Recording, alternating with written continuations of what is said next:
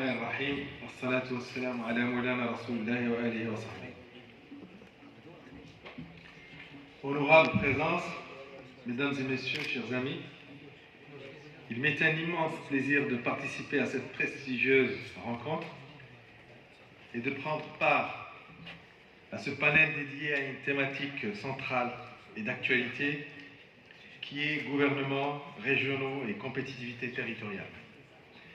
En effet, ce thème s'inscrit dans une véritable volonté de mise en exergue et d'affirmation des contributions des gouvernements régionaux au développement et à l'émergence d'une Afrique solidaire, sereine et épanouie sur le plan socio-économique.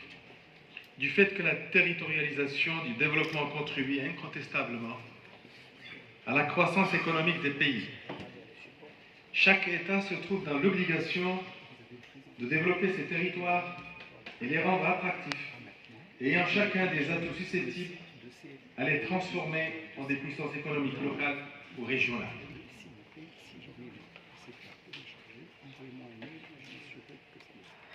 Les modèles de développement tiennent à inscrire les territoires dans un contexte compétitif, leur permettant d'acquérir un avantage concurrentiel, l'objectif principal étant d'améliorer leur attractivité, la compétitivité territoriale ou l'économie spatiale, selon la nouvelle littérature économique, est de ce fait une approche pertinente pour répondre aux attentes des investisseurs et des forces vives du territoire. Au Maroc, la régionalisation avancée constitue l'un des grands chantiers stratégiques, ainsi qu'une réforme structurante pour le développement équitable et intégré du pays. En effet, le choix de la régionalisation avancée au Maroc n'est pas un simple aménagement ou un découpage territorial.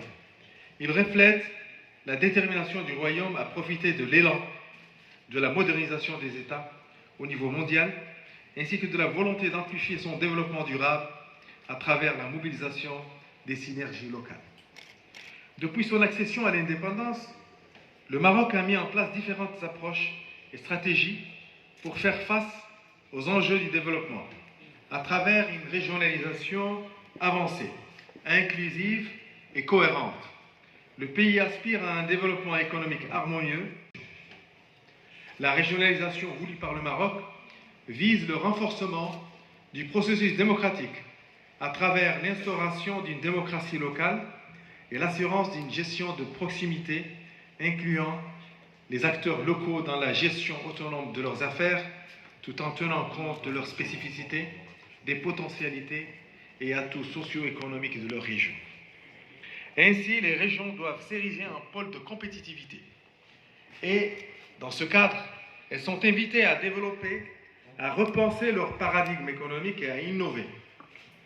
C'est cette même optique qui a conduit à l'adoption et à la mise en œuvre d'un programme de développement intégré de la région de Dakhla-Ouattara, issu du nouveau modèle de développement des provinces du Sud, lancé par Sa Majesté le roi Mohamed VI, que Dieu l'assiste. Ce modèle de développement repose sur une vision de développement tant homogène qu'intégrée, incluant les équipements et l'aménagement du territoire, les programmes économiques et environnementaux, les programmes sociaux et culturels. Disposant d'atouts majeurs, à l'instar d'un capital humain à fort potentiel, un cadre environnemental exceptionnel, ainsi qu'un bassin halieutique hors pair, la région de Dakhla-Ouattara est confrontée, comme d'autres régions africaines, à de multiples défis, à l'instar de l'amélioration du cadre de vie de sa population, le renforcement de l'attractivité du territoire régional, l'inclusion et l'employabilité, le développement économique intégré et durable.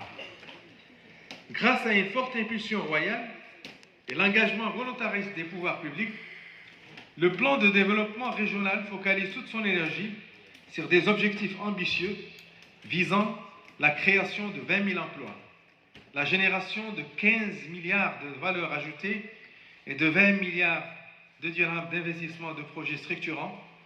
J'en citerai le nouveau port Dakhla Atlantique, qui a une vocation de désenclaver la région et de créer une une zone d'import et d'export et qui va jouer un rôle très important dans l'intégration de la zone de l'Afrique occidentale.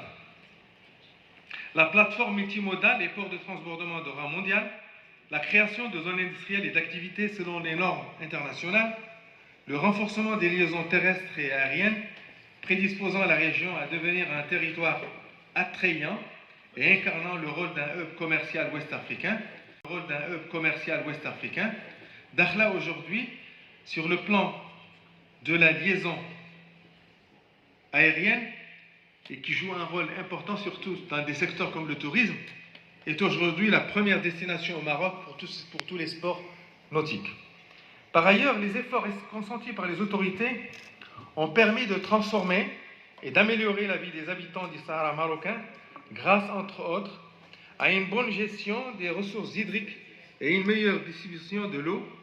En effet, parmi les grands ouvrages réalisés en cours de réalisation au Sahara, les méga-projets de dessalement de l'eau de mer dans la région de l'Ayoun, Saq el-Hamra et de Dakhla Wad al-Dhahab, qui constituent des projets structurants. Ces stations permettront le développement de l'économie régionale par une meilleure alimentation en eau potable pour la consommation ainsi que pour l'irrigation des terres agricoles.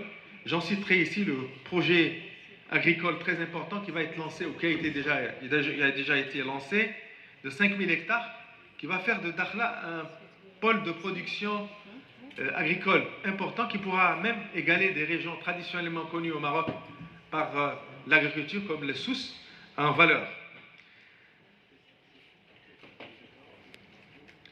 C'est pour dire que le Maroc est en train de développer son Sahara avec la participation et l'inclusion de toutes les composantes de la population locale. Les investissements colossaux engagés dans les projets socio-économiques et structurels au niveau de la région en attestent. D'ailleurs, dans son dernier rapport présenté devant le Conseil de sécurité, le secrétaire général de l'ONU a souligné l'ampleur des investissements réalisés dans les provinces sahariennes et le niveau de développement de ces régions. Il a ainsi mis l'accent sur l'essor économique et infrastructurel, ainsi que la poursuite des investissements du Maroc dans ces provinces du Sud. Mesdames et messieurs, chers amis, je ne saurais terminer sans rappeler que la performance des plans de développement des provinces du Sud du Maroc, en général, et celui de la région de Dakhla Wad al-Dhahab multidimensionnel qui lui est insufflé, et ce, du haut du sommet de l'État jusqu'aux citoyens, en passant par les autorités locales et la société civile. Il incarne un développement homogène et intégré, ainsi que des ressorts d'agilité et d'innovation qui lui assurent une pérennité durable. À la fin de cette intervention, je résaisis cette occasion pour remercier votre présence.